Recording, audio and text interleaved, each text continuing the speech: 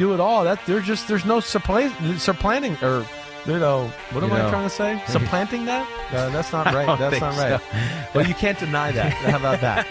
You can't There's deny no denying it.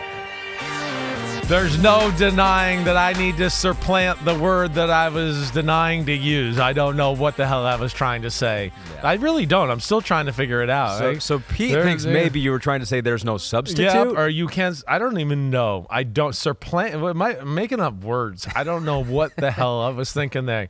Right? Yeah, subplant would be a word. I think maybe that's where my mind was crossed a little bit. It was like substitute and that, and all of it was in my brain, and I don't know what I was thinking. Well, there was an all-timer. I don't think we ever, recognized it. Right. There was an all-timer a couple weeks ago where you said a diamond in the haystack, and maybe you've said that before. Come on.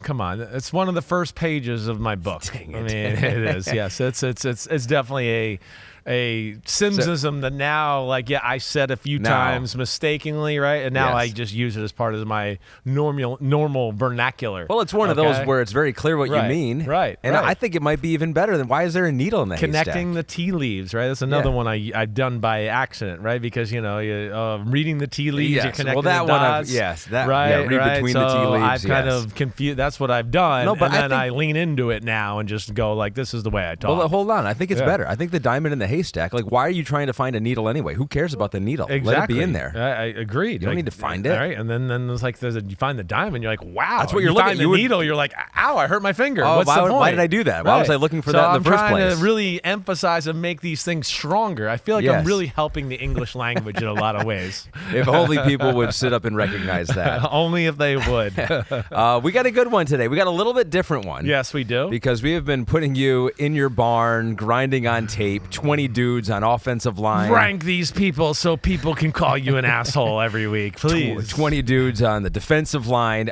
So this time what we're going to do is there are not any, outside of Brock Bowers, tight ends who are projected to go in the first round. No. There are 0 running backs who are projected to go in the first round. Right. So instead of give you 40 guys and then rank them, what we're going to do this year is you looked at Bowers, you looked at one other tight end, and you looked at 5 or 6 running backs. The guys that are kind of consensus in the top. Yeah, I tried to look at the guys that we know. We're going to, one of the things self-evaluating myself, and you guys have heard me say this, but I'm just telling the people out there, is I tried to be a little bit more diligent, concise with what I look at this year and go deeper dive into the main suspects, as in years past where I come in here frustrated, stressed out, or whatever because I spend all this time talking or studying guys where I go, well, damn, I never actually talked about that person one time during the lead up to the draft, but I wasted an hour of watching film on them, right, and writing a page and a half of notes. So that's where I've tried to trim those people out a little bit.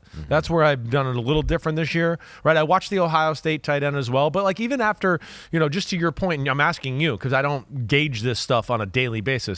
Is there any tight ends even projected in the second round? I don't think so. Right? I mean, I don't know. I have a hard time believing that. So and I know Jatavian Sanders was one of the guys that was in that conversation.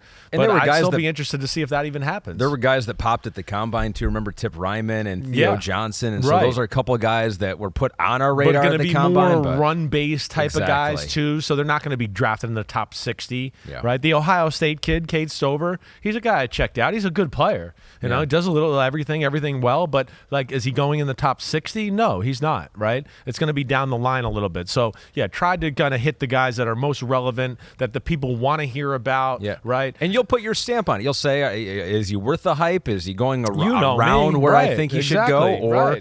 Or are they too low? Or are you freaking crazy, or are you actually way too smart and you saw this coming? I don't know. We will try to connect the tea leaves for you. We're looking for the diamond in the haystack today at running back. But who's in the leader house? We'll start with the tight ends here.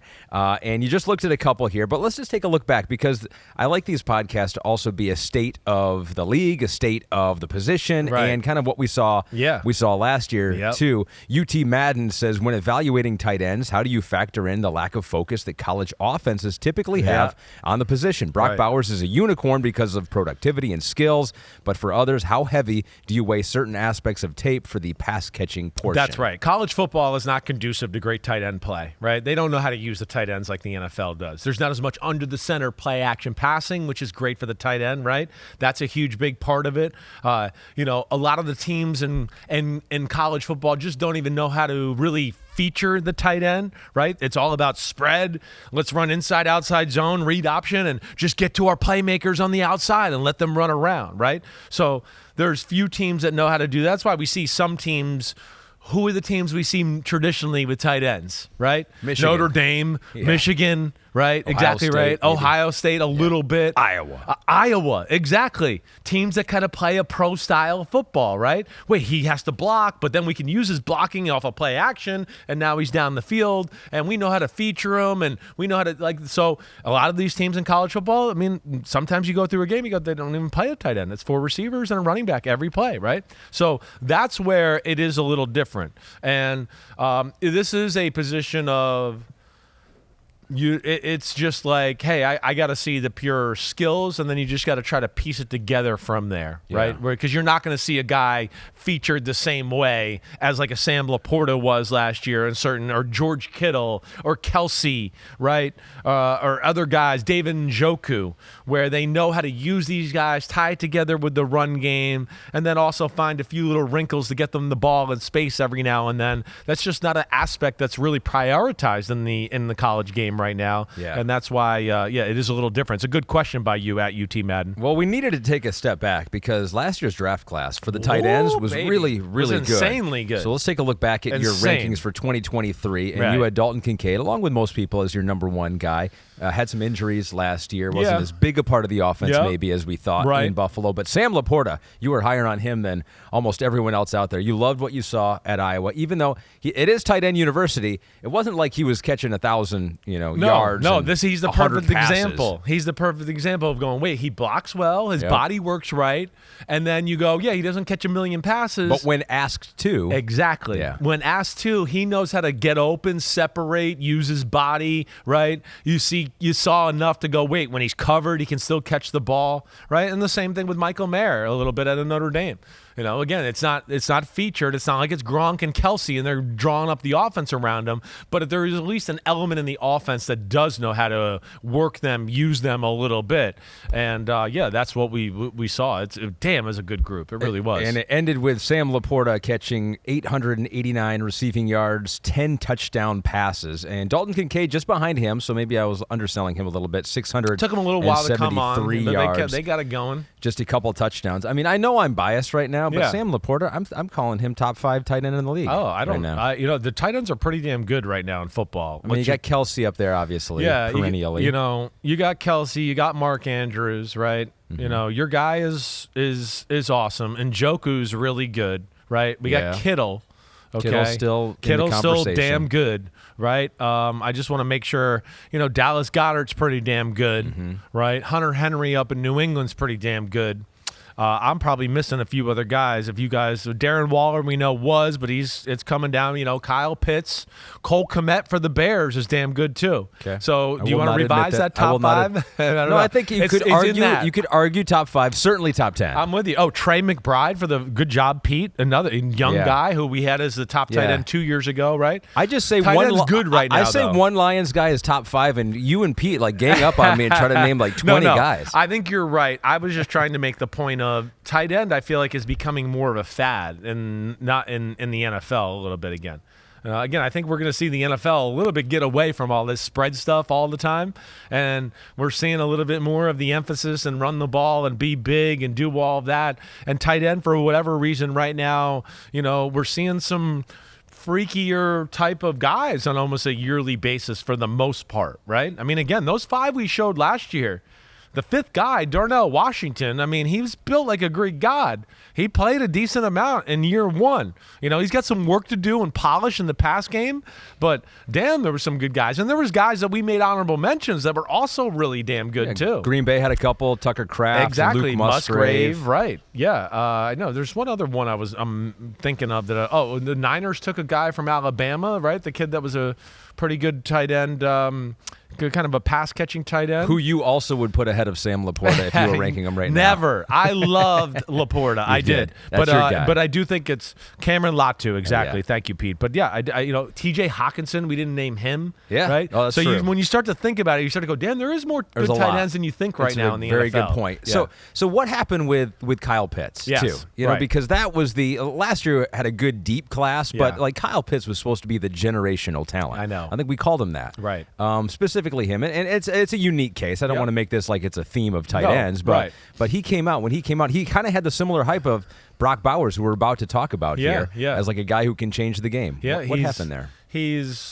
Was a guy that you like the film, and then you loved the potential of what this guy could be, right? Because you were like, wait, he blocks pretty good. Damn, he runs really good. He's got a huge catch radius, right? The route running was good, needed a little work, whatever. But you were like, oh, man, there's all these things there. If he puts it all together, watch out. I'm not saying he's still not going to put it all together.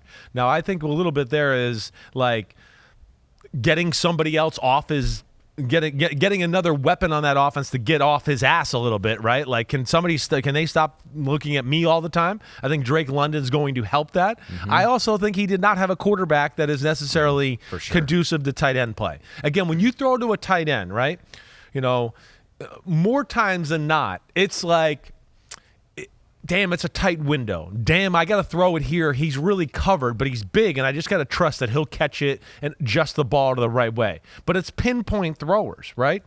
That's what I will say about it. And I think if you go back through, time, right, and some of the good quarterback to tight end combinations we saw, you'd go, oh, yeah, that quarterback can kind of just, even when he's covered, can put it in a spot where he can get it, and they trust it, and they know how to do it, let alone as an offense around it. Ritter, to me, is not that guy, as you know, right? But, like, you think about Brady. How many times did Brady throw to Gronk where you go, damn, they're kind of all over him, but shit, he throw it in there. My dad with Mark Bavaro. Damn, they're hanging all over Bavaro. It's all right. I'll throw a laser at the back of his head. He'll turn and catch it, and he's big, and he'll, shun the guy off a little bit, right? There's all of that. So that's where it kind of comes together. But I will also say, too, like, his longness and all of that, I do think is probably the part we miss. His longness, his long striding, a little bit of the build-up speed, all of that.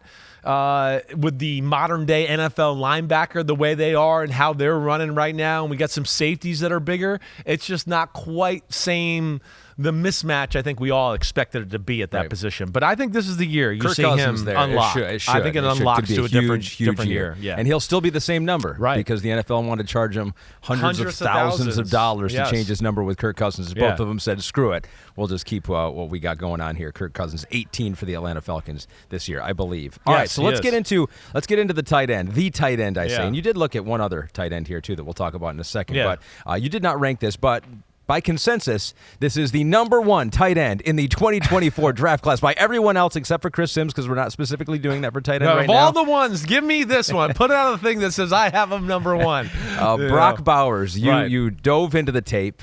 You looked at all his plays here. He's a 21-year-old, turns 22 in December, has been on the radar as the number one tight end basically for a year and a half now. Definitely. Hurt a bit last year. Yeah. But what'd you see? What'd the tape tell you about the number one tight end out there? Well, first off, I'll say, one of those rare guys that comes around every now and then where you go, after his freshman year, he could have left and played in the NFL, right? As a true freshman, he was starting on that great Georgia team, and we were going, who the hell is this guy? He's built like this already? He's a freshman? Are you kidding me?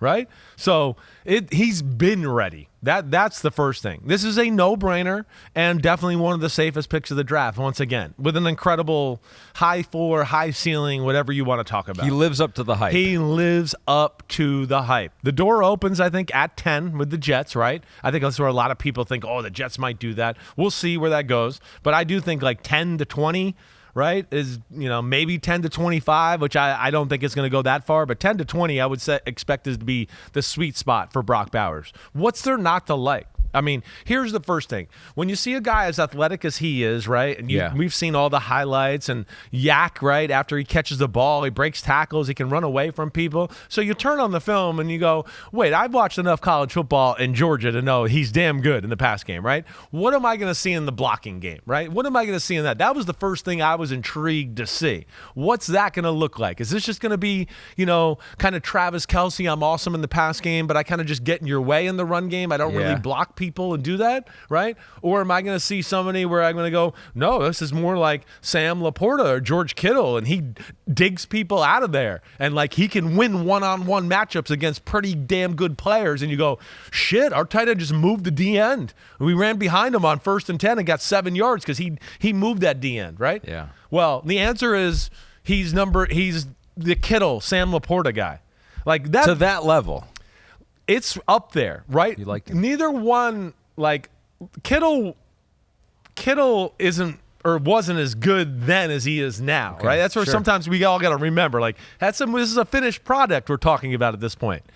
But yeah, there's similarities between him and Kittle. One, he's tough. He brings it. Is he perfect? Does he fall off a block every now and then? Does a DN throw him around a little? Yeah, okay. But it's not like because he's not trying or because he doesn't want to bring it or it's lack of physicality, right? Hey, he's 243 pounds. He's not Gronk, right? So he's not going to be, but as far as effort and bringing it, physicality, want to, right? Actually looking like there's a passion to be good for your teammate who's carrying the ball behind you, I have no questions about that. In fact, I found it to be very good from what you see from college people on a year-in, year-out basis, right? So that's where I really liked it. Yeah. And he's good in all areas of blocking. Not only have you watched an Auburn game or, the Alabama game. Alabama, it seemed like, so that was the one game I looked at. Because he's not totally 100% in that game, right? And that's where I was going to go with that. Yeah. He's not totally 100%, came back from the injury specifically just for that game. It wasn't that he didn't want to block. He had a hard time in that game. He had a hard time. He couldn't put pressure on that foot, right? It's kind of the game I disregarded a little bit because I was just a little bit like, this is not him. This isn't the guy I saw early in the year. I know what he looked like. You know what's so funny about that is that, like, you can't watch it all, right? You can't watch all the plays. And so I'm sure everyone evaluating watches some games, snippet games, and especially the big games, SEC championship games. And so that was one of the games where I looked at with his run blocking, and I came away being like, how good of a run blocker is there without the context of the injury and that being the toughest competition and that he faced some of the all best year, professional defense ends you're going to see, right? Yeah. I mean, they literally have 3 of them on the team. Like, so it wasn't like he was blocking some schleps up there, right? It was like, no, these are all like going to play in the NFL. They're all. It's not like we're like, ooh, I don't know how good that guy is, right? It's like, no, they're all going in the first 4 rounds of the draft. So that's, but yeah, that's where as a, and I always get paranoid because sometimes I'll watch games upon competition and I'll go, damn, I watched. It's game 8 and game 9 of the season, right?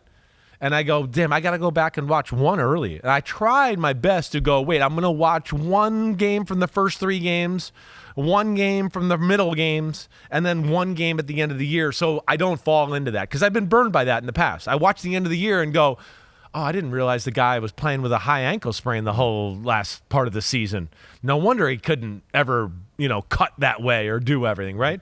But I think that's probably part of the problem with that film right there, right? But the blocking, like I said, I came away. It was the first thing I was all over. The body I love, okay?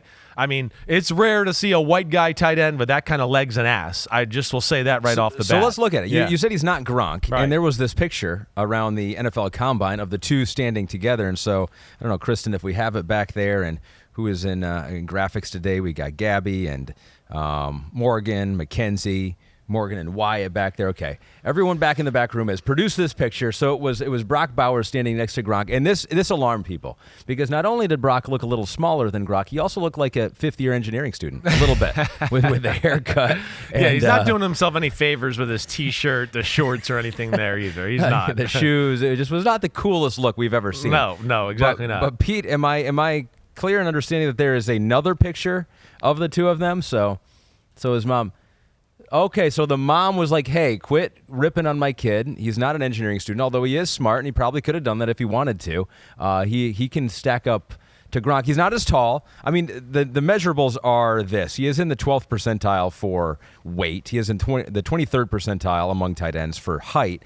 And, Georgia did use him almost like a slot receiver at times, like quick slot, screens. H-back, right? Yeah, a used little him bit all of over. it. Yeah. So he's not the biggest tight end that's out there. You're not going to draft him to be just a sledgehammer. Like, here's the first thing, right? The first picture, right? Gronk is standing 2 feet in front of him, so he's going to look a little bigger. The second thing is, again, I don't think the public realizes how big Rob Gronkowski is. I don't think they realize it. We're talking like 6'7", 270 watching what he eats 270 right. This is a out of this world looking tight end for tight ends in the NFL, right? He's a unicorn amongst unicorns. You put him with Tony Gonzalez and Shannon Sharp and you still go, holy shit, how big is Gronk, right? So that's where, don't let that stuff influence. Now, he's not that guy, right? He's bigger than George Kittle. He's bigger than George Kittle was coming out in the draft, right? Right? And I see that same sort of fight and fearlessness in him in the run blocking department. And then you get into the pass game and you go, well, holy crap, is he awesome? I mean, he's awesome. First off, you said it, slot receiver, right? His ability to run routes in the slot is as good as some of the slot receivers that we talked about in the draft at wide receiver. His quickness, his ability to come up and, right, I'm going to run an option route, right, where, okay, now I'm coming up 5 yards and I got to break in or out according to the coverage, or maybe I'm breaking in, but I got to make it seem like I might break out. His ability to attack, then break down and shake, and then making a precise, exact, explosive cut is up there with some of the best slot receivers in this draft, right? It's phenomenal. So you look at that and go, wow, now you got a big slot right there, let alone when he catches the ball or if he is covered, he's got a big body. He's fearless over the middle. He's fearless. He is so aware and the game is so slowed down. He is like, catch the ball, see the people, cover up. Okay, I might take a big hit. Whoop-de-doo. I'm going to deal with it. Right? He is not afraid of the physical nature of the game in any shape, way, or form, let alone we talk about the route running, the hands being phenomenal, the adjustments to the ball being really damn good, and then we haven't even got into the yak part of it yet, which is really special for a tight end. You don't see tight ends have the yak extraordinaire type plays that you see from Brock Bowers really the last 3 years, right? It's pretty incredible. The epitome, if you want to watch a highlight of him, the epitome of that is late in the game, fourth quarter, I think it was a tie game versus Auburn. He makes a one-handed catch. Down the middle. Starts breaking tackles and then breaks away for the touchdown. That kind of is exactly right. That epitomizes him because it kind of shows you everything. Yeah. He's got great natural hands. He has the hands we talk about too, where he rips the ball out of the air, right? He's not like, ooh, let me catch it first and then figure out how to run. He's like, wait, I'm open.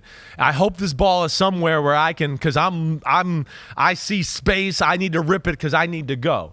Breaking arm tackles, lowering his shoulder, running over people, right? Getting hit and driving for an extra 4 or 5 yards with I squared this guy up, and now I'm going to lower my shoulder and run him over, and he's hanging on my feet, and I still got another guy climbing on my back, and I get 6 or 7 more yards. I mean, he does all that stuff. Let alone he can, like, stick his foot in the ground and make people miss in space, or he can just go, wait, I got the edge on this guy. I'm going to turn it on and turn the corner and go up the sidelines. So that to me is like rare stuff. And that's where I say, like, if Brock Bowers is a bigger human being, he's definitely a top 10 pick, right? Definite. Probably top 6 or 7. But because of the things you talked about with the percentile and the octagon or decagon, whatever the hell it was, that'll make him go down a little bit. But still, safest, one of the best players in the draft, 10 through 20, no doubt about it. With the type of player that I would not be shocked if somebody made a move for. I think that's that, like somebody who's like, well, my team's pretty good.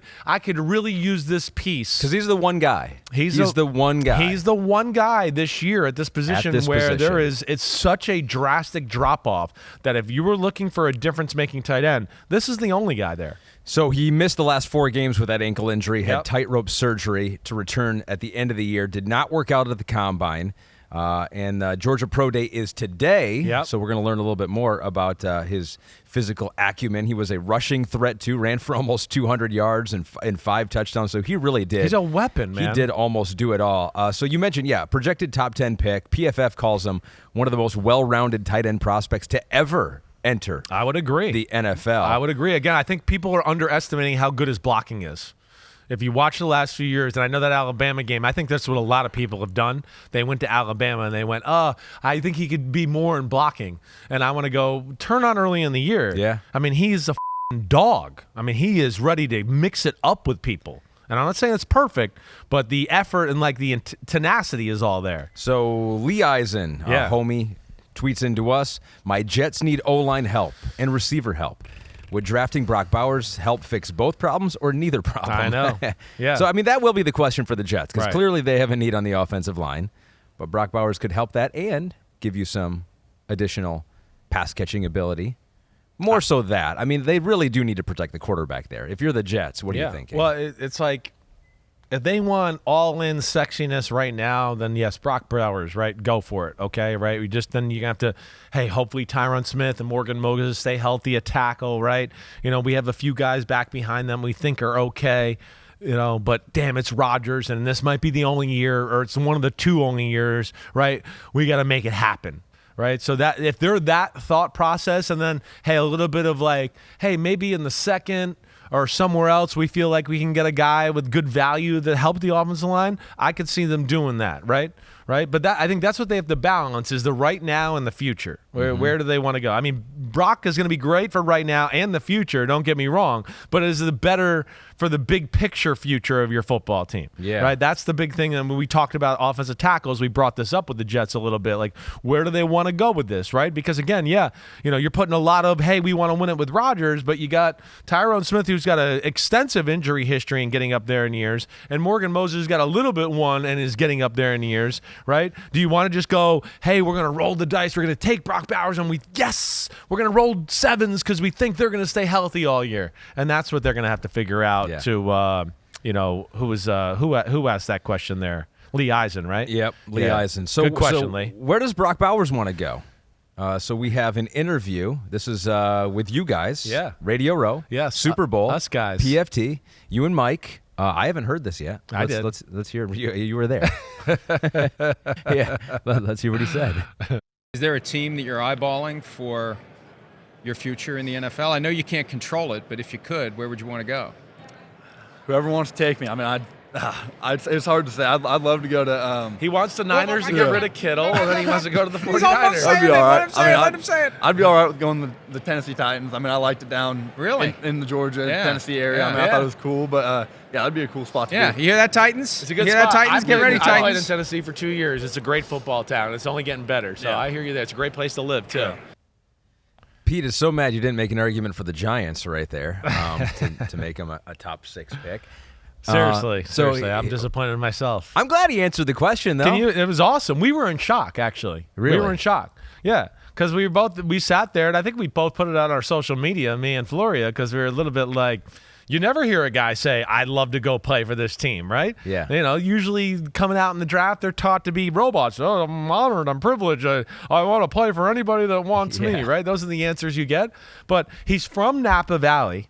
Right, so that's why I said the 49ers George Kittle thing. That's true. Right, I mean, he made the cross country, trip to go to school over there, and he seems like he likes that area of the country. He enjoyed living in Georgia and Nashville. But here's the thing with them, I don't think they'll be in the tight end market at number 7, and he won't be there by the next time they pick. Because they picked one of our guys on our top 5, Wiley from Cincinnati on the top 5 from last year, right? And they got Chig Okonkwo, who I'm sure I messed up his name, who's very talented out of Maryland.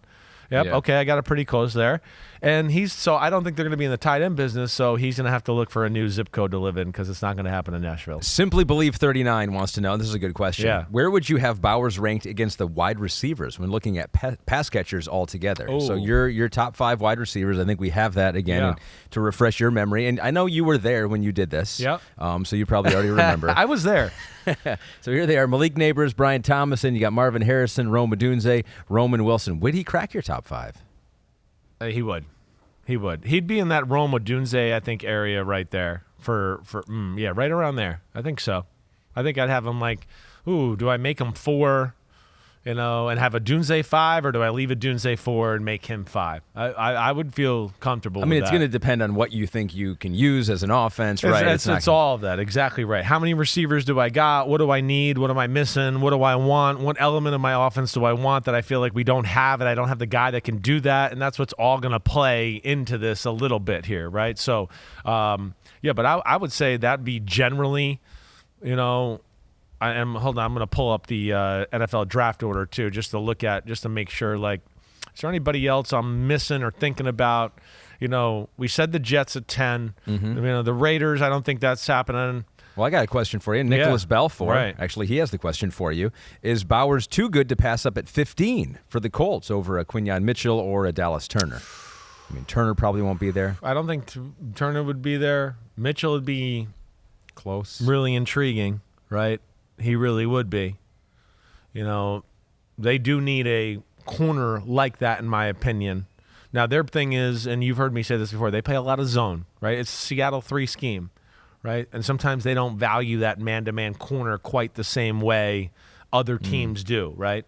So that would be what I would question a little bit. But if they're going to have a little bit more of a change in philosophy and maybe play more man-to-man, damn, that would be awesome. But I think that's, it's good food for thought there at 15. And it's certainly, right, with that offense and what Shane Steichen is doing and the quarterback that moves, right, and we got good receivers, right, and maybe we're not looking to get like, the superstar receiver, and we're just going to have a really well-rounded group, and Pittman's really damn good.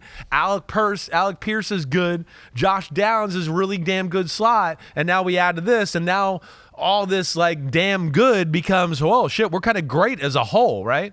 And I could see that, and it certainly would fit their running, read option, quarterback boots. Oh, there's Bowers in the flat. Some of the things you talked about. He comes outside the backside of the line of scrimmage, right? We throw him the ball in the flat. He turns it up and runs for 20 yards. Yeah. Right? What do I do? Do I tackle Anthony Richardson? Do I go after Bowers? I don't know which one to do.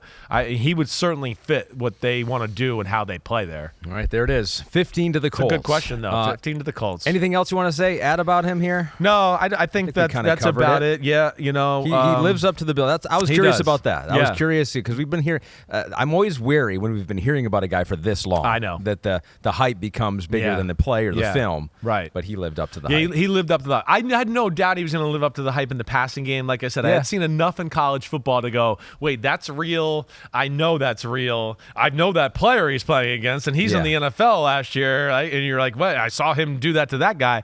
The thing you needed to see was the blocking, and I came away really impressed with the blocking. And I think that's why, again, if it was just the pass catcher, I think you'd see him more in Dalton Kincaidville like last year. Oh, he'll go somewhere in the mid-20s or do that, right? Because people questioned that with Kincaid. That was this one. There's no question. There's plenty of film to go, hey, he'll bring it. And that's where you love him. All right, so that was the consensus number 1 tight end in Brock Bowers. You also looked at the number 2 consensus, or by a lot of guys out there, Jatavian Sanders. I think he is projected to go in the second round here. 21 years old, just turned that recently, 6'4", 245, was a 5-star recruit, also played wide receiver, was an all-district defensive end in high school too. In fact, when he went to Texas, he practiced on offense and defense. So they were like, this guy is a beast that can play anywhere. When you looked at the tape of Jatavian Sanders, what did it tell you? There's some athletic stuff that's intriguing, right? He's a very good natural athlete. He can change directions. He can stick his foot in the ground and, run good routes and make breaks, come out of a break and separate a little bit. With the ball in his hand, stick his foot in the ground and kind of weave through traffic a little bit, right? Now, I don't love his body.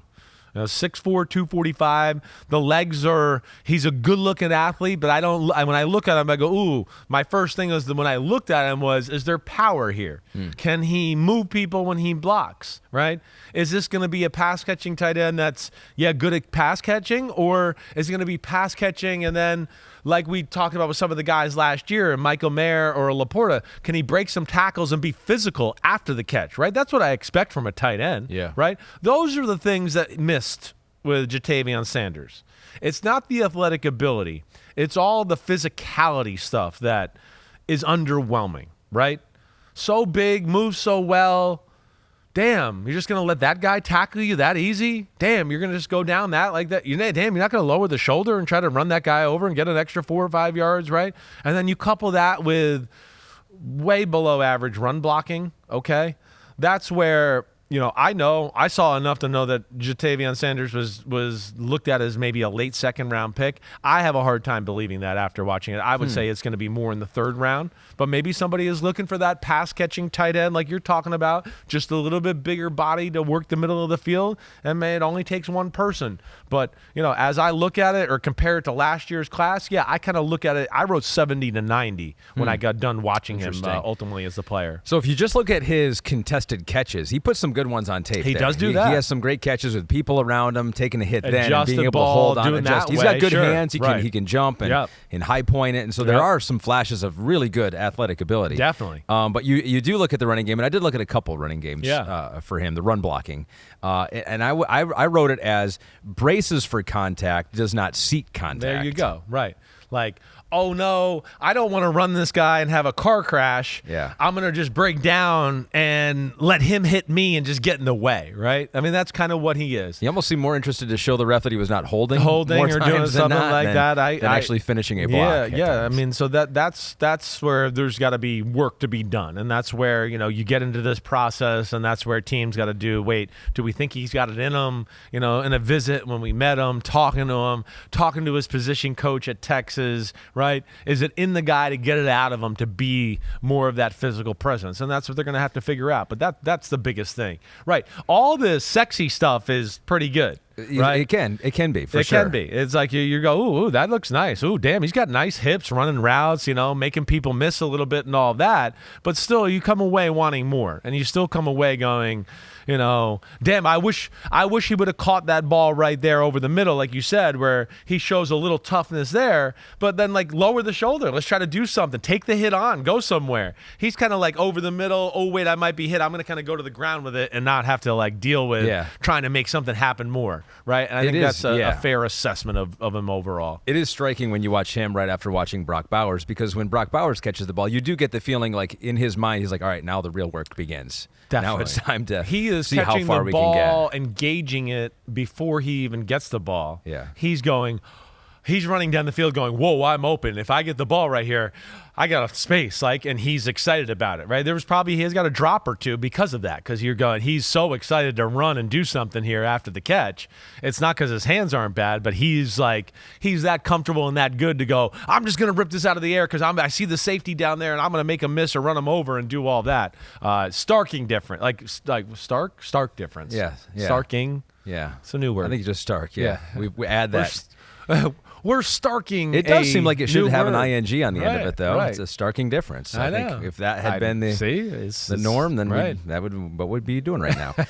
So those are the tight ends that you looked at right there, and for all intents and Ohio purposes, State kid, I watched him too. Oh yeah, right? I did. You want to just share a quick thought on him? Just a good all-around player, right? He never popped as much in the games as I was anticipating him to, and maybe that was because they had Marvin Harrison and Emeka Ibuka. Yeah, but he was a converted tight. He hasn't played tight end for that much in his career. I didn't even realize all of that. But he's got things I like. I mean, again, Cade Stover. Sorry. Cade Stover, right? I mean, he can get open down the field. He catch the ball in traffic a little bit. You saw that even last year with C.J. Stroud, right? Blocking is not great, but it's good enough. It's better than Jatavion Sanders. It's not as good as Brock Bowers. But I think again we're talking to guys that. After these two right here, I think we're talking late third, fourth round before we start to see other tight ends go off the board. All right, let's go over to running backs now, because we will have no first-round running backs, we think. No, we don't have to think. We know that one. That is 100% certain. The question is going to be not do we have first-round running backs. There's no. I'm not making some proclamation here. That's set in stone. It's do we see a second-round running back? I think is really the more fair question. Is there a running back that actually goes to the top 45 picks of the draft? I would probably even say no there. I would bet that if we even see one to go in the second round, it will be late in the second round. That would be my assessment after watching this. MJ Fly as we get into evaluating you, which we like to do first, to evaluate how you did. Yeah. He has been studying your running back evals. Yes. He goes, it seems like your top-end running back evals are usually solid, he put in there. But the 3 to 5 range and beyond are somewhat inconsistent. Do you think this is a result of the schemes, O-lines, coaching, or is there a broader way you need to self-scout thyself at the position? And then he ends it with love the pod. So don't take offense. Yeah, no, I like it. I don't take offense He's at a all. homie. I'm all for what he's saying. This is what there. we do. We self-scout thyself. I think sometimes I've tended to, with the later down the line guys, the 3, the 4, the 5, sometimes they go, ooh, I like this one trait about him, and maybe I ride it too hard, right? If that's where I was going to be like, ooh, he has this elite, and I really like it. Instead of maybe going, well, damn, you know what? Javonte Williams from North Carolina, he's made for the NFL. He's a power bowling ball. It's a proven commodity that works in the NFL, this type of guy. Yeah, it's not sexy and blazing, but I know strong, powerful, with a good acceleration that can break tackles and have contact balance works in the NFL. And that's where I've probably have messed up in years past, because I've gone, oh my gosh, this guy, man, he's so fast, or, he's so big, and then not taking maybe into the other things into account, I think is probably where I've gone wrong. I mean, but you cannot deny, to back you up, is what I am, a Chris Simms stan. You cannot deny that schemes and offensive line, all that stuff matters a great deal. Definitely. You get some of these running backs like Devon Achane that came into Miami. Sure. He was, I don't even know which running back taken he was. He was like 5 I'm going to say, 6, something maybe like 7, that. maybe even, And who knows, in a different system, I mean, that speed plays anywhere, but in a different system, outside of the Dolphins, what they're doing. Exactly. I know. It's hard to say. No, so, it is. So here's what your rankings look like last year. You had Bijan Robinson, as we've come to find out, as your number 1 guy. Jahmyr Gibbs, number 2. So that right off the bat was wrong, because Jahmyr Gibbs was 1 and Bijan Robinson was 2. Although you did have them both in tier 1. I which got was a lot of crap for having him in the same tier. Highly unusual. Yeah, Right. Most people had Bijan and then a big drop off and then everyone else. And so I do give you kudos for putting him right there in the same tier. Thank you. I appreciate that. We didn't get to see Sean Tucker. Sean Tucker had some injury concerns and things like that made him last later in the draft. He's down in Tampa Bay. We'll see. We don't know there yet. Chase Brown, right? You look back and self-scout thyself, and I like Chase Brown and his brother out of Illinois last year. I probably should have had him number 3 or at least number 4, because he showed that, listen, they didn't get rid of Joe Mixon because they don't like him anymore. They got rid of Joe Mixon. One, yeah, he's up there in age and the money and all that, but they went, well, this Chase Brown. Did you see some of the runs and screens we threw him at the end of the year? Right? So they're going with him. That's why.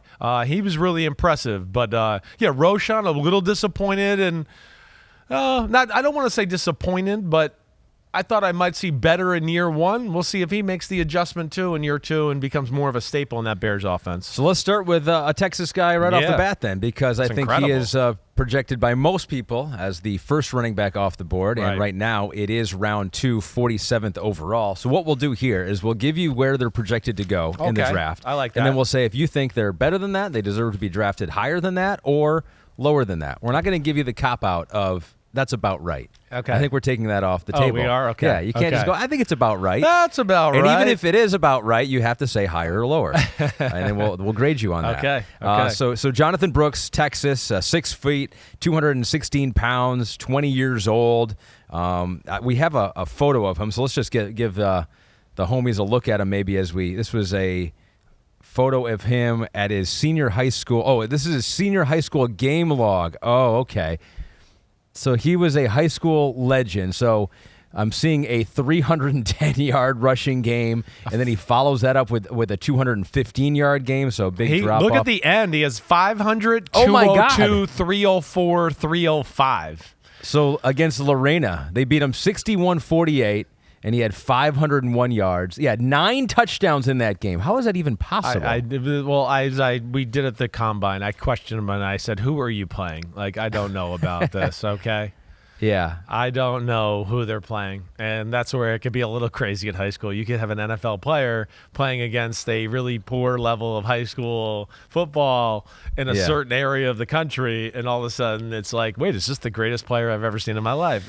So they retired his jersey, 25, because they're just like, no one's ever going to run for 500 yards again, and no one's ever wearing the number 25 jersey at Hallettsville, Texas high school ever again. So those are the stats of what he did in high school.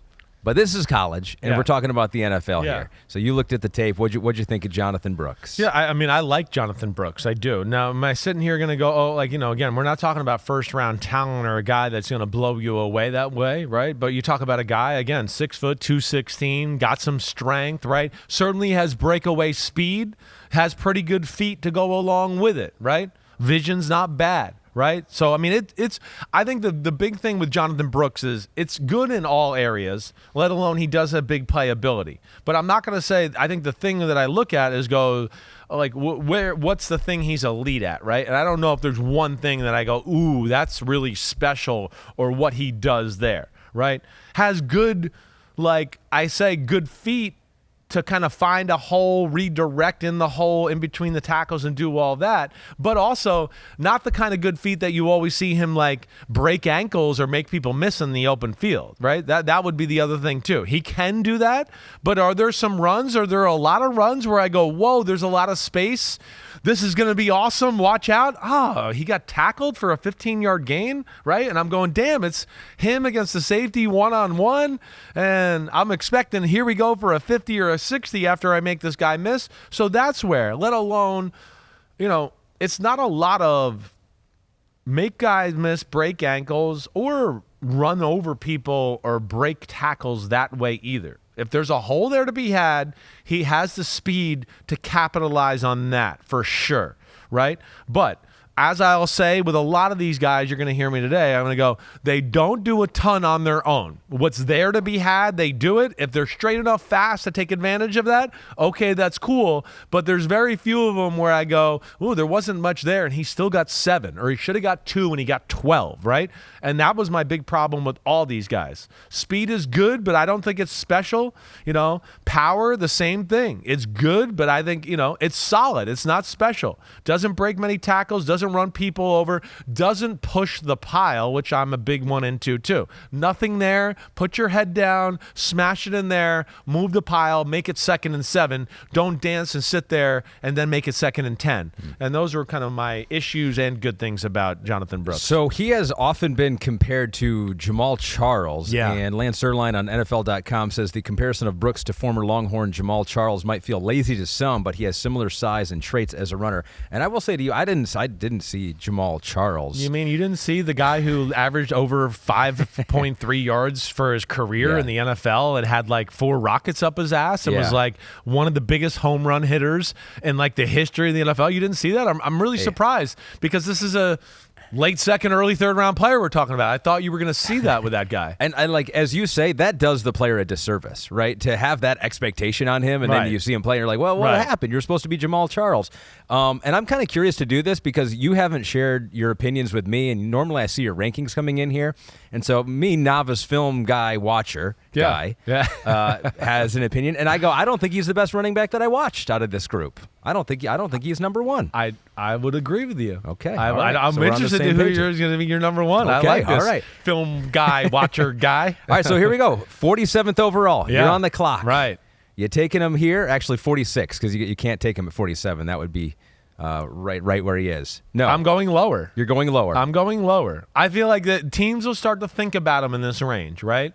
But I think it's going to come down to, wait, he's not that great, and some of the guys we got here that are left on the board, there's a significant drop again in it's D tackles, right? We need the D tackle because there's a big drop here, or whatever else, right? So that's where, there'll be a lot of thought. Brooks will be on the top of the board, I'm going to say, or towards the top of the board with a lot of teams when you get in this area, but I'm going to say it's lower, and that he ends up somewhere in the 60s, maybe late 2nd, very early 3rd round.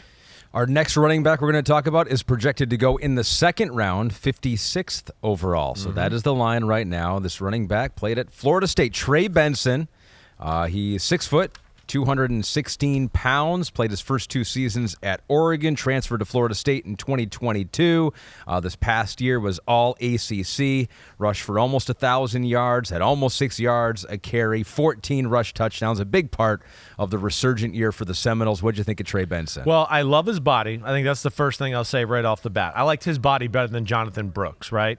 I mean, he's rocked up. Okay, that's the first thing I'll say. I liked his legs a little bit better too. Thought they're, again, I'm big into that upper thigh area, right? And what does that look like? And to me, that's a power element, or an element that usually translates to good power on the football field, to clean that saying up.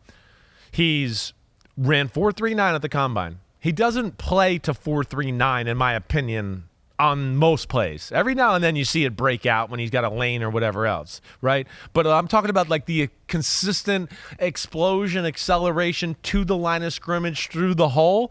Like, I don't see 4.39 there on a consistent basis, I would say, okay? He's got kind of a choppy, short stride running style, right?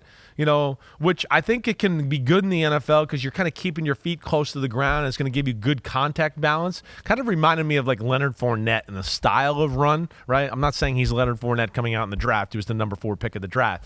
But he's that style, just to paint a picture, right? So he's got some good quick feet. He can run hard, but not always, right? He does not have good vision. That would probably be one of the things that bothered me more than anything, right? Where I'd go, damn, there's a cutback lane. Why are you in the guard's ass here? Why are we like, look here, look there, right? There's not great feel that way, okay? There's definitely a stiffness and a tightness to him as a runner altogether. He's tightly wound, right? So, like, there's aspects I love when I see him take off and things like that, but there's more of, like, a power physicality element that I think we miss at times. And, again, another guy that I would go tackled too easily one-on-one in space for being 216 and running a 4.39. That bothered me too. Doesn't break as many arm tackles or run people over like you would expect, especially when you see him and then you see the numbers, right? I think that was kind of the things that had, hit me more than anything. There's certainly potential here, and maybe if he learns and he can get to an NFL and you go, hey, you got to run with a little more aggression and intensity, and somebody can bring that out of him, I go, ooh, watch out. But it's not there yet for me, at least when I watched him. We have his nonagon, so we have all those measurables you were talking about there. NFL.com says a big back who might need to table his desires to be an elusive runner and adopt a more physical, decisive approach as a pro. There we go. So that's a good way to say it. That's a good way to say it. Yeah. There's too many plays where he's trying to make somebody miss or be quick, and you go, you're not that quick to do that. Like 92 percentile in the 40-yard dash. I know. It's one of those where I wrote in one line, has good long speed. His acceleration on film doesn't look like 1.52, and his speed doesn't look like 4.39. That's what I thought, right? Now, some of that too on film might be a little bit to the quote you're talking about, what I'm talking about, because my next lines were this, is just that maybe the biggest reason is he's a little too tentative, right? He doesn't just hit the gas and go, right? And then to me, that's the kind of guy he should be.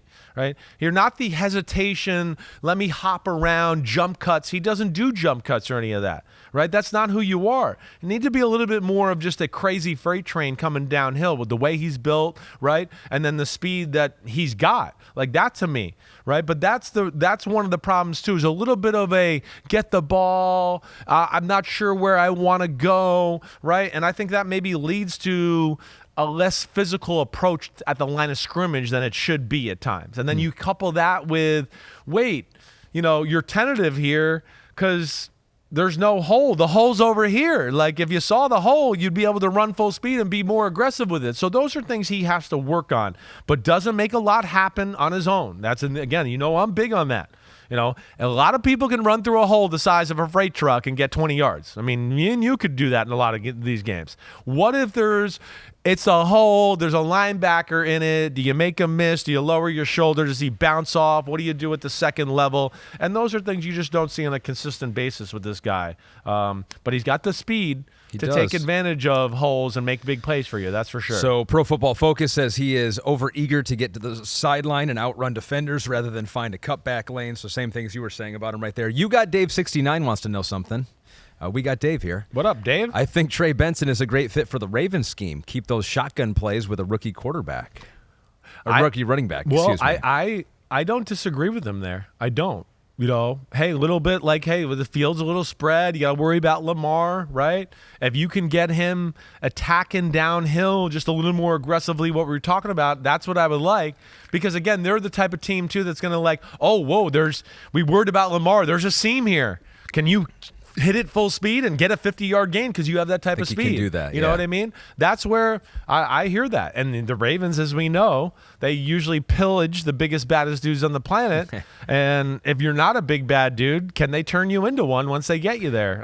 But I like that thought right there. I do think that's a good one, Dave. I wanted to look at a game where he kind of got held down. Yeah. I think he had 50-some yards against Duke. And so I looked at that to all his carries. I think he had 10 of them in that game. The Florida State offensive line got worked in that game.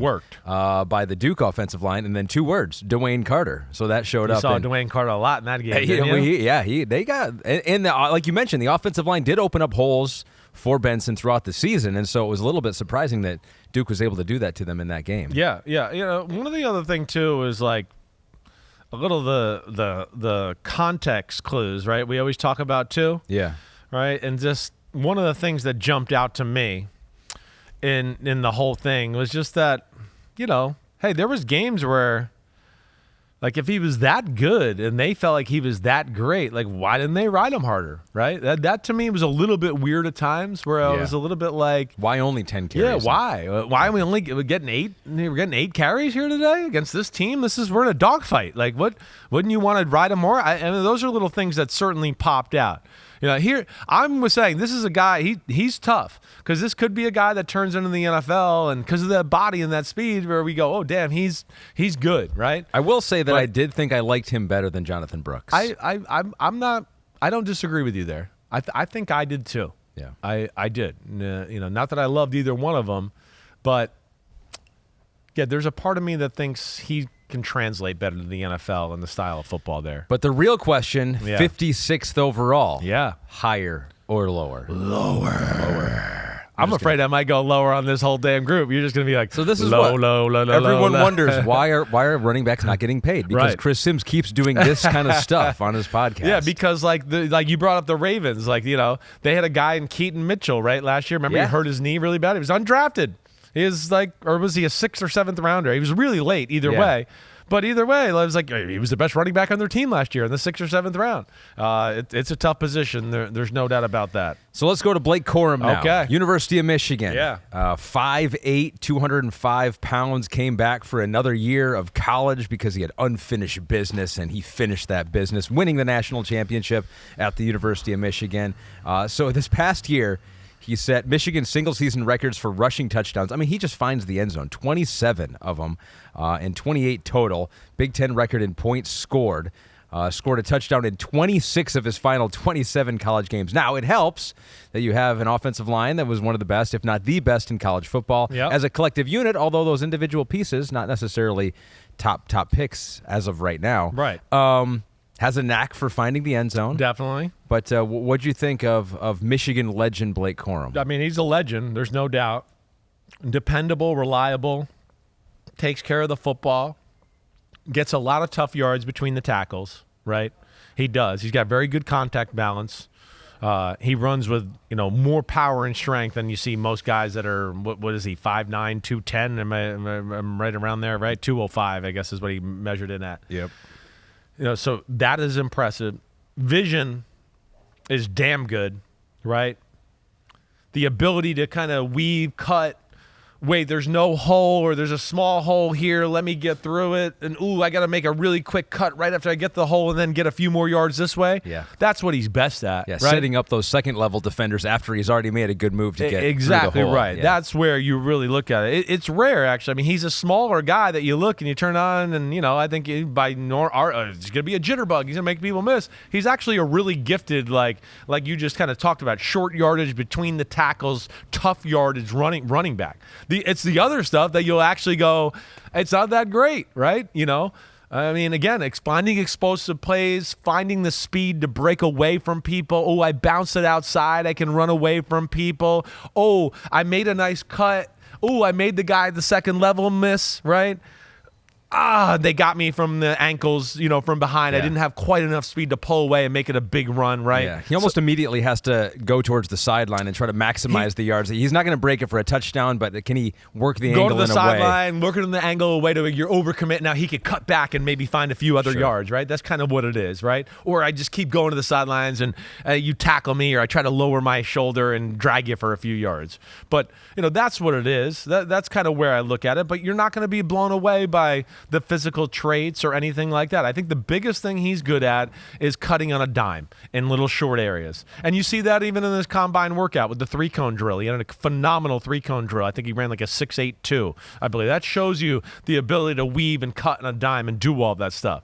But like the 4.5 speed in the 40, I would think he had to work every bit of his whole life to try to run that 4.5. And right? Like, I mean, it's not 4.5 speed on film, right? The guy can break arm tackles. Okay, I'll give him that because he's got an incredible pair of legs on him, right? He's strong overall. He is strong overall, but he's not going to run over people, and I don't think he's going to run over people in the NFL. Certainly, right? Here, the thing I would say to one of the things I think I would say to him is with Blake is I'd go. There's almost a part of me that wants to go lose a few pounds and become just a little faster and quicker, right? Because I don't think the power element is going to, like if I said, get a little stronger and like, a little bigger, I don't think it's going to be enough to be like, now he's breaking tackles and pull, but like if he loses a little bit of thickness, I do think he could become maybe a hair more elusive and a hair faster, right? He's one of the where I'd be interested to see if he gets to the NFL and he starts to realize, wait, most of these guys, these receivers and running backs are actually watching what they eat and they're like not trying to put on extra pounds, right? He's got a little bit extra poundage there that I think can certainly be thought about in that capacity. So he had the meniscus tear last year. Yeah. Pro Football Focus says in 2022 he was well on his way to being a top 75 selection had he not torn his meniscus late in the season. I mean, could go in the similar range here this year. That's where he's being projected. Yeah, is he? Right now. Third round? So third round. So we'll say mid third round. Okay. Is the over under on Blake Corum. What do you think? I'm going to go lower. Lower. I am. I really think the start of in my heart of hearts, the start of the run starts in the third with these guys, and then we're going to start to see a majority of them go in the fourth and the fifth. I think when it's all said and done, I think that's kind of how I expect to see it. All right, so this next guy, though, he has the speed for sure. Was 95th percentile in the 40-yard dash. The athletic traits are off the chart. Actually, can't be off the chart because the chart is made to contain all of the athletic traits. 98th percentile in the broad jump. We're talking about Jaylen Wright here from Tennessee. He also projected mid-third round pick, so you're right. This is where the run probably goes. He was just a 3-star recruit coming out of high school from North Carolina, 5'10 and a half, 210 pounds.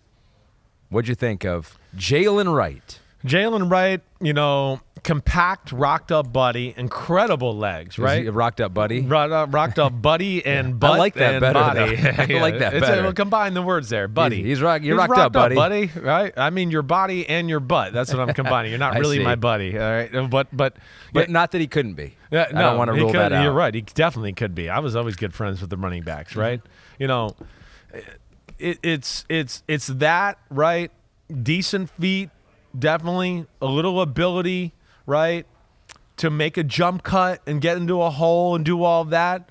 I think it's what he does after that that's kind of weird, right? I know he ran a 4.38, right? 4.38 though with a 1.55.10 is a little weird, and honestly, it shows up in film, right? It's one of those where I looked at it and went, man, it's odd to see somebody run a 4.3 and then have a 1.58. 10, right? I mean, some of the pass rushers who ran 4.48 and 4.50 have 1.510s, right? Yep. So you turn on the film and you go, okay, what does that look like? And you see a lot of that. You see a jump cut or I make somebody miss, and then the reacceleration is not that impressive, and he gets tackled from behind. Let alone he's definitely stiff altogether with a vision problem, just like our guy Trey Benson from Florida State, where I just look at it and go, damn, you missed that hole, or what were you looking at there, right? Yeah. So there's that aspect. But then back to the old category of, what we've talked about here today, creating on your own, doing something like that, not really. right? I mean, I know you watched this guy a little bit. You saw it. I mean, if it's there as a straight line, okay, he can do it. But breaking a tackle, right? Breaking ankles on a consistent basis, right? Making people miss, doing all that, it doesn't really happen very much, right? And there's a lot of plays where you get to see him in space and go, ooh, here it goes. Ah, damn. And that's where, again, the whole class is somewhat underwhelming in that area, and I don't mean to sound like a broken record there. Yeah, with a 40-yard dash like that, you're hoping to see the Jamal Charles type, right? Exactly. You're just like, right. wow, this guy is gone. Right. And what I will say, a couple of things. I think the Tennessee offensive line did a great job. I mean, there are some giant holes that they were able to open up. He doesn't have to do anything. He literally is just like, I'm running straight like Forrest Gump, and he's gone. And I almost think he got spoiled by that because when the hole was a little smaller, it seems like he was more prone to bounce those outside. And he has the speed to do that in college for sure. But I was like, I don't know. Yeah. I was like, there probably was a hole there, and I don't know that you're going to be able to bounce that out and outrun those edge and outside linebackers in the NFL. Exactly right. Let alone that, like, you got to have like elite acceleration to do that and get outside those guys. Again, he's going to be guys like Dallas Turner who can accelerate better than him are going to be out there next year, right? So it's like, you're not going to get around the corner on that guy. Latu's not going to let you out of the corner. His 10's just as fast as yours. So yes, that went into, I think, again, the physicality, run hard, vision thing, a little bit like we talked with Trey Benson, where it's like, wait, there's nothing there. The coach told me it was supposed to be here, so I'm just going to bounce it outside. And yeah, there's runs where you go, hey, jump cut to the left, or hey, feel it. Look at the backside backer. He's way over, right? There's a backside cut lane, whatever that. You don't see any of that. If it's not kind of there, like you said, wide open for him, it's not going to happen. And that's where, he needs some work, definitely. And that was the Georgia 75-yard touchdown run, massive hole. And then once he got up to top speed, no one was catching him. No one would caught him. He was outrunning the two defensive backs there. That one thing, and I don't know if you looked at this, I didn't look at it for him, pass protection. Pro Football Focus says he was one of the best backs in the country in pass protection this past season due to his size and strength. And it's not like he's the biggest guy out there. Height's in the 50th percentile, weight in the 40th percentile. Pass protection. How much does that? Yeah, how much does that like move a guy up or down or factor into your evaluation? It does. It factors. I don't overanalyze it. I just want to see the guy isn't like, total coward, total disregard for doing his job, right? Mm-hmm. I know some of these guys, they're going, wait, I'm not being paid like that to do this or do that, or whoa, this guy's coming, right? It'll change in the NFL. But yeah, he was one that pops to you that way because he believes in his stoutness and his body that we kind of talked about being rocked up, where he had no problem being like, oh, wait, you're coming at me full speed? Watch me put my 2 feet in the ground and lead with the crown of my head, and I'm going to put it right in your chest, and you'll stop it right there in space, right? So it was good, right? Now, the big thing is, pass game, can this guy be anything? I don't know about that. Same with Trey Benson. Those are other things that I didn't even bring up that we should have talked about a little bit. Yeah. Right? I'm not sure. Right? They are very stiff. I don't see route running being a thing that's very good for them. The basic running back stuff, but like I'm talking about, hey, can we run an option route with him on 3rd and 4 and expect him to beat a really good pass defending linebacker or safety? That's the stuff I don't know if that's available here for this guy either. Mid-3rd round pick. Lower. For Jaylen Wright, lower once again. We have gone lower on all these guys. So if you were a GM of a team, you would not be drafting a running back in this draft, I feel like. I'm getting that feeling right now. Although we've named all the, and we're going by consensus right now. All right. And I will tell you that for novice film watcher guy, we still have not gotten to the running back who I think is the best. Ooh, and we haven't gotten the one I think is the best either. Okay, all right. Next on the board in the projections, also projected mid-round 3 pick. This is Braelon Allen from Wisconsin. I got to see him quite a bit. He's younger. He turns 21 next January. He's from Wisconsin, stayed in state, named an all-state running back in safety in high school, 4-star recruit.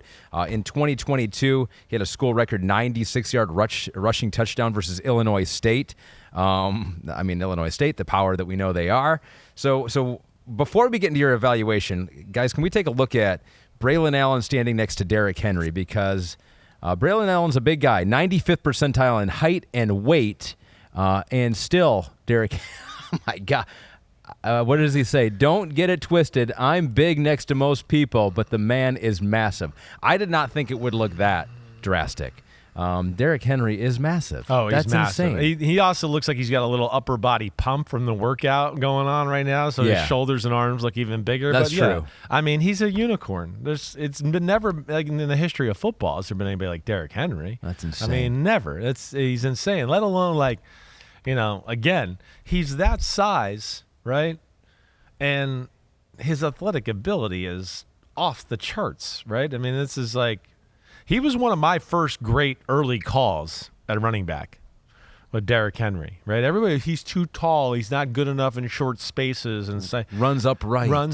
And I was like, damn, I don't know. Every short space I see him running, and he runs away from the person or accelerates. I think it just looks long, and you think it doesn't look right, but it's a long stride. To this day, it looks the same way. It's like, he's not exactly even running hard. Right. And I was like, damn. I mean, he moves the pile. He's got great vision. He runs away from people. What is not to like about Derrick Henry? He was one of my first, like, kind of big running back. Like, what the hell is everybody looking at? But yeah, he's phenomenal. And this guy, right? He's not that big. He's thick as hell though, and he is powerful in Braelon Allen. He is. He's got a little more power element than Trey, Benson, or our guy Jaylen Wright, who we just talked about from Tennessee. Is there anything you wanted to add on him first? I'll go in more. I felt like I was talking for a while, so I thought maybe you wanted to weren't jump talking in. that much. Okay. But hey, if you're going to defer to novice film watcher guy, I'll take the reins here. Yeah, so he had two, like, 50-yard runs. They were against Purdue in Minnesota, and those are, like, really fun to watch because he's just like the stronger human. He's bouncing off dudes, and the field opens up for him, and he just rumbled. Those are really the two most explosive plays that were not against, I think, who else did he play here? Buffalo and Georgia Southern. So he has beat up on Illinois State, Buffalo, and Georgia Southern. Yeah, he killed some of those teams. The past couple of years. Right. But his long, explosive runs were awesome to watch. There weren't necessarily that many of them. No. But I defer to you now. No, well, I think you said it right. I mean, he's got a big, powerful, he's a power runner, like, our guy up in Green Bay, right? Quadzilla. That was A.J. the Dillon. right there. Yeah. Exactly right. Like A.J. Dillon type of body, look, all of that. Now, just like all our other guys, you could see right there, like, hey, quickness, okay, making people miss, it's not his strength. This is not where you're going to go, oh, I want Braelon Allen because he's awesome in space, right? These are highlights. That was pretty good. He does have decent feet. I'll give him that for sure, right? It's a little bit like we talked about with Jaylen Wright, my feet are kind of good. All right, I made that guy miss, but there's not enough acceleration after to pull away from the pack. So he has a lot of plays where you go, oh, he made the first guy miss behind the line of scrimmage. Now he's trying to bounce it outside, but he can't get outside because he's not fast enough to do it, right? He's not that. Now, he's a downhill, straight line, put your pads down and run that way. And you do get to see that. And I think that, could he be better in that type of stuff? Yeah, I was actually expecting more running over, physicality, pushing the pile, but the body, and it's still there. But again, it's another guy where I would go, if it's not there, he's not going to make it happen, right? He's a guy that's like, you just want to get him in the NFL. You go downhill, smash mouth, push the pile, no redirecting in year 1 or year 2. You're not allowed to make a cut or do anything. You just got to run hard right to where we tell you, and that's who you are, and that's what you'll be best at. But yeah, it's a little, again, the same type of stuff we talked about. If the offense or the offensive line didn't deliver a big hole or whatever else there, you don't see a lot there that he does by himself, let alone even if he does break by the line of scrimmage is another one where I'd go, oh, here we go. And you go, oh, shit, that guy tackled him at 12 yards? Damn it, right? And, had a lot of that in this class. So an NFC regional scout, anonymous scout, says, quote, he came to Wisconsin to play Wisconsin football, but once they switched up that offensive scheme in 2023, he just looked out of place. He still has a lot of football to play, just turned 20 in January. So Lance Zierlein from NFL.com says that as well. He goes, evaluators need to rely more heavily on his 2022 tape, where he ran with better decisiveness and instincts in a pro-style running attack. And so it was Phil Longo there last year. There's definitely some of that. I do think he's a carries guy. The more he carries, he gets, he wears on you. He gets in a groove a little bit, right? There's no doubt. I do think he reads blocks well, right? What he was in last year, definitely not conducive to what he is. You want him behind pulling guards and a fullback, right? Yeah. And he'll read it and then lower the shoulder and get you a few extra yards that way, right? But still, with all that, again, we saw enough plays this last year where it was like, wait, he's going downhill and there's a hole here. I don't give a shit what system it is or what it is. It's run up the middle with a big hole, right? And there's not enough done with it. He doesn't run over guys as much as you would think, even when given the opportunity. Exactly right. Not with that body. Exactly right. I was expecting a little bit more of a physical element, right? And then, like we said, to make the people miss or do what he was doing, he's not that great out of it to go, oh, well, you can rely on that. You don't have to run them over all the time. All right, so here we go. This game that we call higher or lower, and it's always lower. Projected mid, third-round pick. You are saying? Lower. Lower. Yes. Maybe one of these will be higher.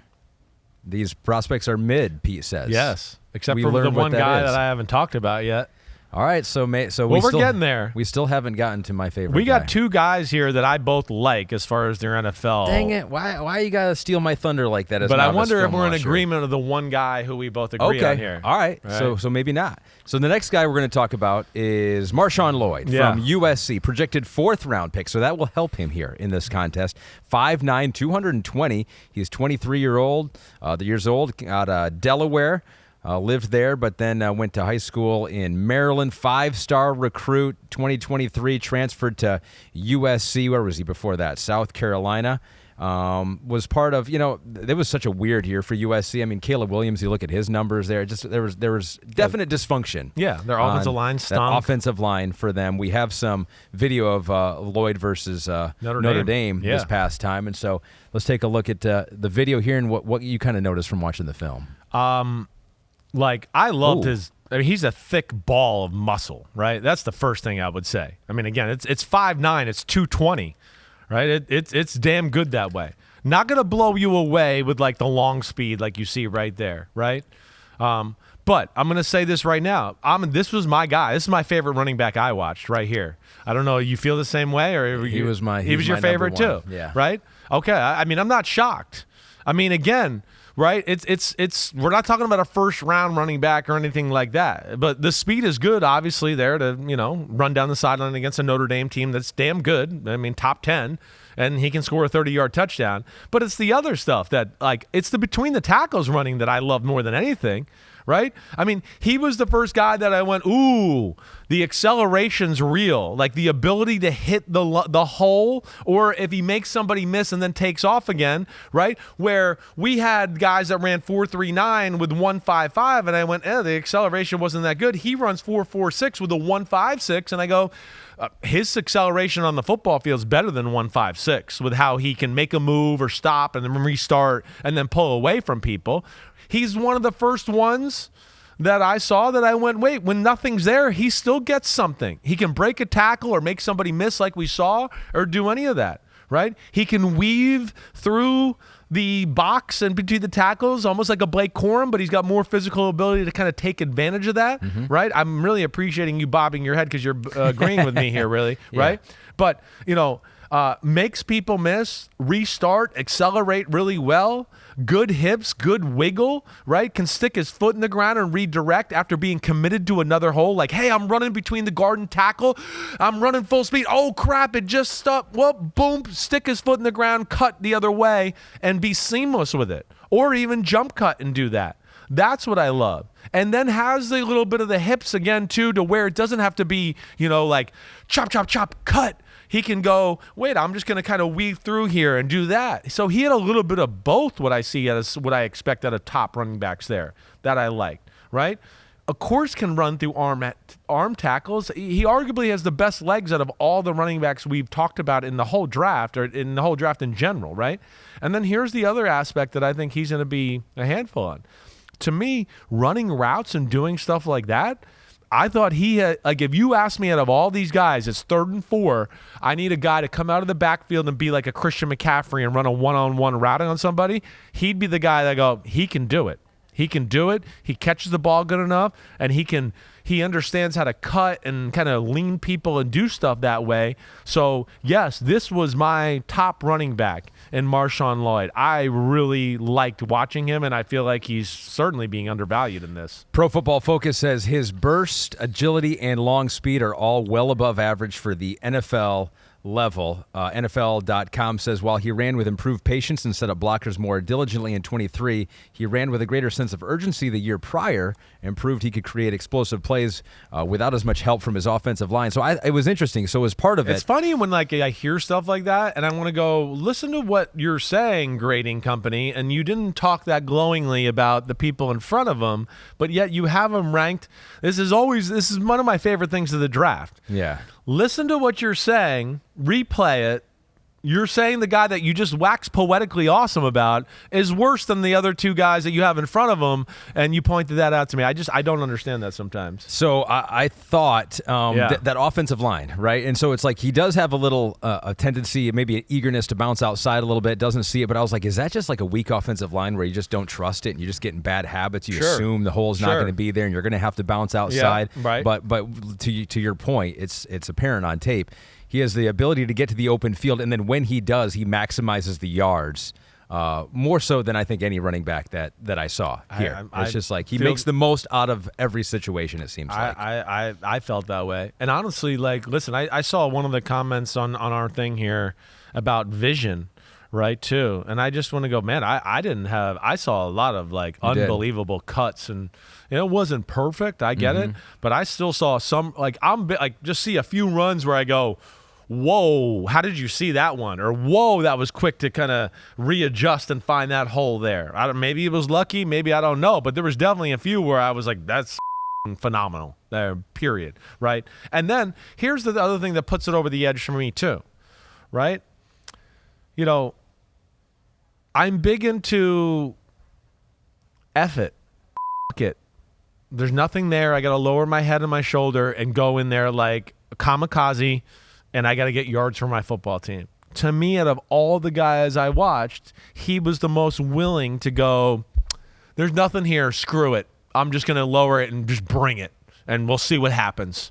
And again, that's life in the NFL a lot of the times, like we talked about.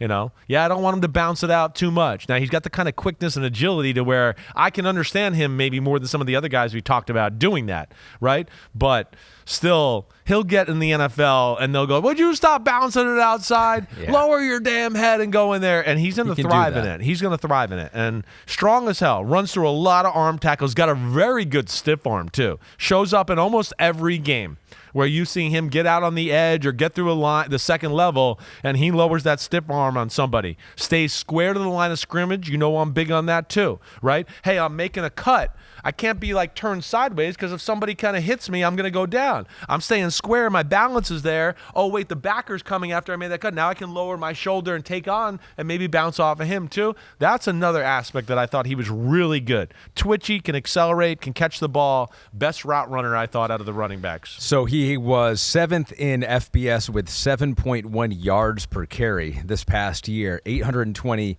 rush yards in total, 9 touchdowns. And so to get those numbers with the guy Caleb Williams putting up his numbers and trying to get all that, this is very impressive. And I thought he was the best running back, which means that our minds have melded after 5 years of working together. I'm not you sure. have infused your knowledge somehow just by sitting this close. Yeah, I'm already at the level of Chris I feel Simms. like if they were a better football team, right, and they knew their defense wasn't so bad, that he would have had an extra 600 yards, 500 yards rushing, and he'd be talked about in a different way because everybody go, well, he ran for 1,400 yards and he was on this good team. But since they were bad and they were behind and they knew they had to throw to keep up, that hurt MarShawn Lloyd and his ability to kind of show everybody what he truly has. Projected mid-4th round pick. Higher or lower? It's for the first time we're going higher. Ladies and gentlemen, we don't hate all running backs in this draft class. MarShawn Lloyd, we both love them. Novice film watcher guy included. So this is what I put. After watching all the guys, I go, I like Lloyd the most. Yep. I was like, but top 3. I didn't want to do it like a top 3 in that order. But I think the 3 that I like the most are Lloyd. I like Trey Benson. I liked what his ability could be. And then I put Audric Estime in there, and he's the next guy we're going to talk about. And I was shocked by that because his 40 time was 4.7, the worst of all running backs that ran the 40 this year. And I watched him with Notre Dame. We covered Notre Dame quite a bit, and he was a big part of their offense. I've known him since he was in high school. In going back to look at it, I was kind of waiting to see, like a plodding guy, because you see he's in the 10th percentile for 40-yard dash. But everything else was better than average, including the vertical, the broad jump, arm length, if that matters, hand size, don't fumble, height and weight. And so you turn on the tape with Audric Estime and look at his best plays again, you're like, man, that doesn't look like a plodding 4.7 guy that's just barely lumbering down the field. No. This is, to me, the guys that, maybe sometimes I've underestimated when we talked about missing in 3, 4, 5 in the running back. I think I see the running backs the same way you do. I do. And I think I would put this guy right up there as towards the top of mine, too, because I think he's made for the NFL. One, he played in an NFL, more of an NFL type of running style system, right? But here's the big thing. One, we never thought he was going to be a game breaker, but he does play faster than 4.71. For sure. His acceleration is definitely better than 1.58. I think the biggest thing is he's got very quick feet. He's got very good feet for a bigger guy. So he can really kind of dance and, I'm behind the guard and I'm kind of weaving through, and he can make the right cuts and do all that. And then, of course, his contact balance is phenomenal. I mean, it's phenomenal. So, there's a lot of good 6- and 8-yard runs that you go, wow, let alone, again, he running for a 50-yard touchdown against NC State. He ain't that slow, right? I mean, it's not so, again, it's an underwhelming combine performance. But I think when you turn it on, I do look at him and go, this is a guy that's made to play football in the NFL, big, powerful, first and second down type of running back who's going to get you tough yards. Yeah, there's going to be a few plays if you make him your guy where you're going to go, man, if we had a faster running back, he would have maybe been able to pull away and run for 50 yards. And you go, okay, yeah, you're probably right. But if you had a faster running back, would he have broke those 3 tackles in between the tackle box and got 7 yards? I don't know about that either. And I think that's where it's going to make up for him. I think he's made for it. He's got very good vision. Yeah. He is patient, strong as hell, right? Known about him since he's a Jersey kid. He's St. Joe's. He went to my brother's rival high school. He went to McCourty's high school, right? St. Joe's. Again, like I've told you, it's not those schools up there in North Jersey. It's not like 5 or 6 Division I players. It's it's 15 Division I players, and it's 5 or 6 NFL players on every team. That's how sick they've gotten up there. How good was he? He was the NewJersey.com Football Player of the Year at St. Joe's Regional High School. Just like me, following in my footsteps. 1,800 yards as a senior, 22 touchdowns. 2021, he was a true freshman. He was a backup to Kyron Williams at Notre Dame, who is pop now and on the NFL There's circuit. Another guy I missed on. That would be the reason to talk about it too. It's similar to that. Not quite that way, right? Like Kyron Williams coming out, but just went, it's not sexy enough. It's not explosive enough. And you know what? I just didn't give him enough credit for he runs hard. Gosh damn, he breaks a lot of tackles. Gosh damn, there was nothing there, and he lowered his head and got 8 yards when it should have been a 2-yard gain. And that's, again, more times or not, life in the NFL and what we see. There was one point, too, and he did this a couple times. I mean, he's hurdling guys. He's jumping over him. And there was one play against Clemson where he hurdled his own offensive lineman who was on the ground. And then, 15 yards down the field, he hurdled another one? A Clemson guy. I didn't see that one. I did not see that one. I was like, man, this is not the plodding guy that the 4.7 40-yard dash would try to lie to you. I don't know who taught him in his 40 or whatever. He messed that up. That's part of it too. And we see a few guys every year who don't, get taught the right way to do certain things. And I don't know if that happened here or what, but either way, it was an underwhelming performance there. Projected mid-4th round pick, you are saying higher or lower? Ooh. I'm gonna go higher here too. Not by much, because I think this is about where he is, right? All these running backs go late 3rd round, early 4th round. I think really that's what we're gonna see. Which, I mean, speaks to the same theme that we have been talking about with these guys for a long time, right? Yes. It's just there's so many that given the opportunity and the right scheme, that they're not that different. No, just got to so stay many healthy. too, and it's as a whole, the class is underwhelming, right? Sure. So that's going to do it too. And then I think we talked about some other positions of being strength year, like a big year of strength, where I just think people are going to go, wait, we got to get one of these guys now. Why we can before the cliff falls off here, but we'll see where it goes. But yeah, not the most sexy, exciting year at running back position. And there are other guys that we didn't even look at too, like Frank Gore Jr., right? I think Pete was talking about him. Yeah. I looked at Tyrone Tracy just because I was curious. He was a Purdue running back that played wide receiver and then running back this past year, and there are things on his tape that I'm like, I don't know, maybe he's number 4. Maybe there's a guy there's a guy that comes out of nowhere here. I mean, again, but from what I watched and the crew I watched, and even like with Frank Gore a little bit.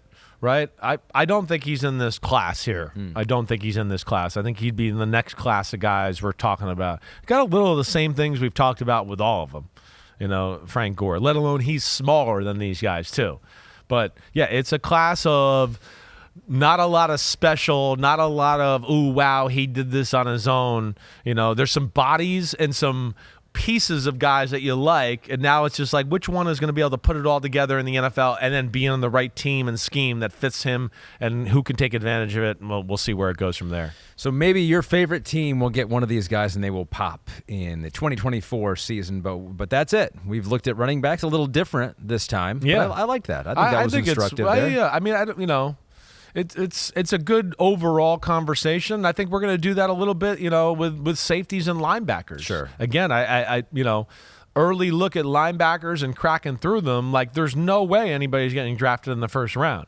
And it'd be another one where I'd go, I don't know about the second round either. Like, I talked to you before the show. I was like, I could see maybe this one guy going in the second round, but like, I don't know if I see, many. Yeah. I think that could be a little bit like the running back situation too. Now, the safety position I have no feel for. I do feel like there's probably a few guys that are viable second-round picks in that one. Yeah, there's a Minnesota guy. Yeah, right. But the linebacker thing I think is going to be a little bit like the running backs. End of the second round, third round, it starts to pop off a little bit. And that's it. The final 2 positions, and then it's mock drafts, mock your drafts. And then make fun of my draft and what would I do wrong? What did I do wrong?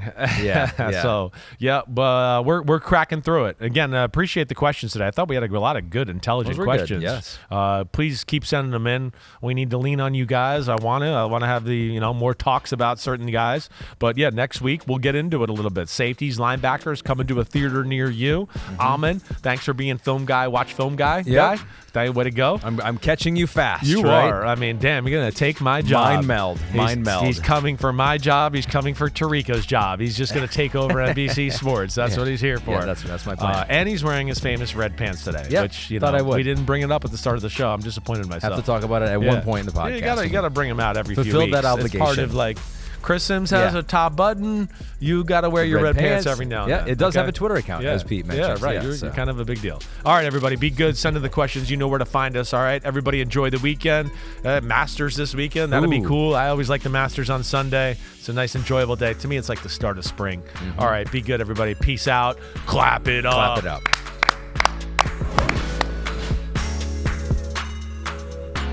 Yo, homies, what's up? I know it's the off-season, but it's never the off-season on Chris Simms Unbuttoned. Me and Ahmed Fareed are going to be here for it all. We got free agency. We're going to break it all down.